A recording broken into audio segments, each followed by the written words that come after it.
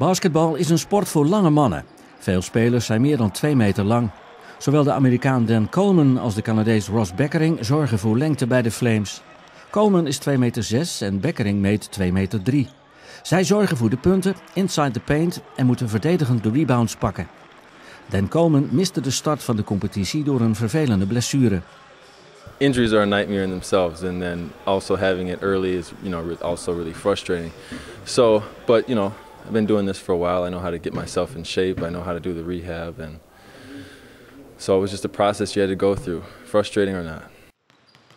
De ervaren forward speelde eerder in Portugal, Frankrijk en Finland en moest hard werken om weer te kunnen spelen. No and yes. I mean, there's always a sense of urgency to come back. You got to listen to it, but you also want to try to push it, try to be right on top of the injury, and try to do as much as you can at the moment that you can. So it's kind of a give and take. But yeah, for the most part, I've been listening and trying to work with the doctors, and had a good outcome thus far. Bekkering speelt zijn 4e seizoen op rij in de Nederlandse competitie. Hij werd bij ZZ Leiden 2-maal kampioen van Nederland. I've had some success, and it's been good to share those experiences with some friends I made along the way. But I think I'm happy with my time here so far, and it doesn't mean that I'm not hungry for this year. And obviously, I still have very eager ambitions for our team and as individuals. So I think it's been a great 3 years, and it's been more than just basketball. I think that's the most important thing, is just having a little bit more perspective on it. So the basketball part's been great, and just the experiences overseas, meeting new people, enjoying a different culture, and just living out here and trying new things has been really good for me. So. Bekkering heeft geleerd hoe je het beste kunt omgaan met het spelen in het buitenland. I think, like I mentioned in the last answer, it's just having a well-rounded kind of perspective to your situation over here. So I think, in order to have like a healthy season, it's such a long season that I think you have to find some interests outside of basketball and, meet some new people and really try to, adapt a little bit to the new culture. So I think if you do that, it makes the transition and the living experience here much easier. And I think that's just healthier for you as a person and as a player. So yeah, I'd say that would be my biggest advice. In Groningen was er dit jaar weer veel verloop aan het begin van het seizoen. Er moest weer een nieuw team gevormd worden, onder leiding van coach Coleman. I think a family is a really good analogy. I mean, you see these people every day, twice a day, on the road. Whether it's a good day or a bad day, you're having to figure things out. And I think that's just, team building is such an important part of basketball and many other sports. So if you're able to manage those things, and I think just how you deal with people and how you respond to just the challenges and obstacles along the way, I think that, it's really important to how successful you're going to be as a team. Coach is very intense, but I think he's fair. I think he, he's teaching his system and he does it well. And, we're growing and we're learning. Pieces are coming in. We had a lot of injuries early, so he's teaching on the fly. And I think we're doing good, but, I think we have a ways to go. Bekkering is geboren in Taber, Alberta, een plaatsje met 8000 inwoners. Op het platteland van Canada is ijshockey en niet basketbal de favoriete sport. Maar bij de familie Bekkering was dat anders. Yeah, my start had a lot to do with my family. My older sisters, my older brother, all interested in basketball. But since you're from a small town, you don't really start competitive basketball until about grade 7, which was 12, 13 years old. So it's a little bit of a later start, and I think there's a little bit of maybe a lack of high level coaching there. But as you go along, you pick up different things, and there was still some really good mentors and advice I got along the way. So I think it was just a matter of being interested in with my family and then growing that passion from there. Dankzij zijn drive en ambitie werd Bekkering steeds beter en mocht hij dromen van een carrière in het topbasketbal. I had an older brother that was very, very good at a young age, so I think that it always kept me hungry to improve.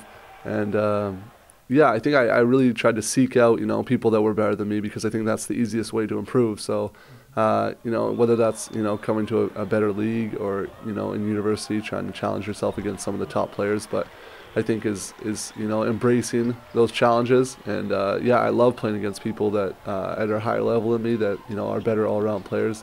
It's not only going to help me improve, but it's a fun challenge as well. So.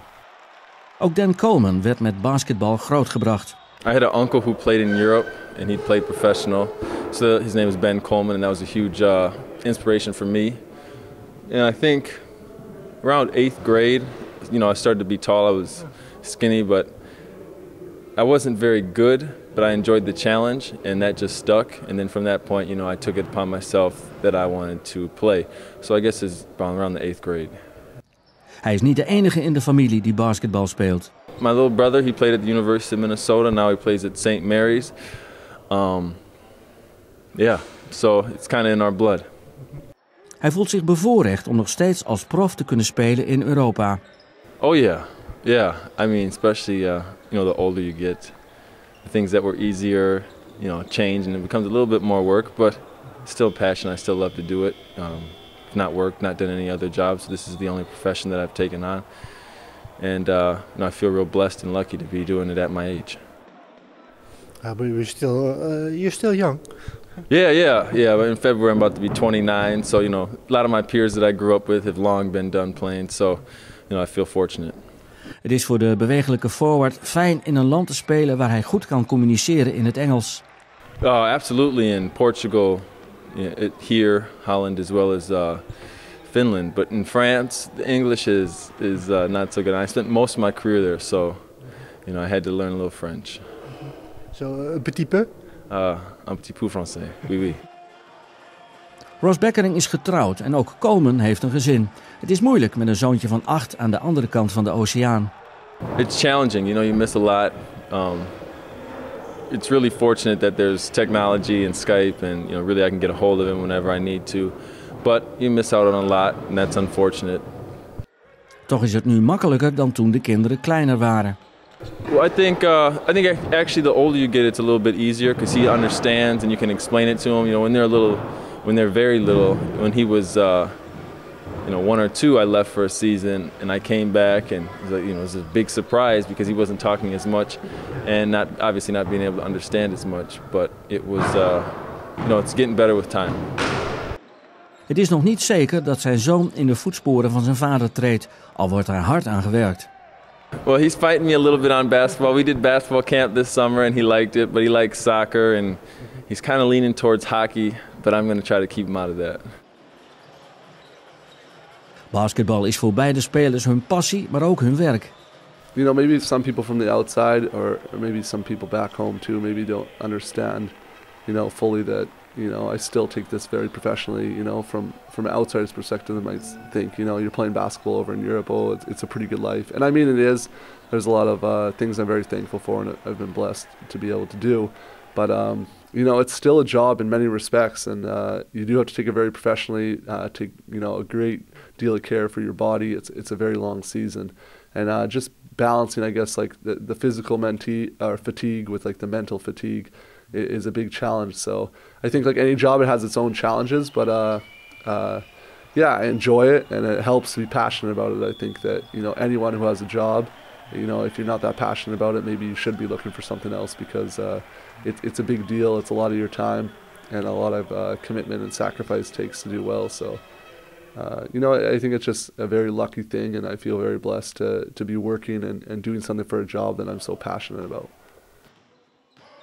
Coleman kijkt nu uit naar de feestdagen die hij in Amerika gaat vieren. Yep, I'll be home for Christmas, not New Year's, but I'll be back just before New Year's. And I'm excited, 6 days at home, presents, more food than I should eat, and so I'm excited. Beide spelers zijn in de kracht van hun leven. Aan hun basketbalpensioen zijn ze nog niet toe, maar dat betekent niet dat er niet wordt nagedacht over wat te doen na hun sportcarrière. Older you get, you gotta think about it. I've got a kid and stuff, so that makes you think about the future more. But I think, some of my buddies have gotten into pharmaceutical sales. I do a little investing on the side. Probably one of those two things I would probably do. A lot of athletes have done well in sales in my area, and it's something I think I could be able to do. I'm not entirely sure yet, and I have a degree from university, a business degree, so I think I have some options there.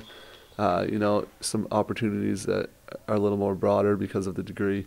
But in a way, I'll deal with that when it comes, and when I do get back home, I'll try some things, and if I do like it, I'll pursue it, and if I don't have an interest in it, then I think I have the guts to pick up and try something new. So I think that has its own place, and I'll deal with that when it comes. So I'm not sure yet though.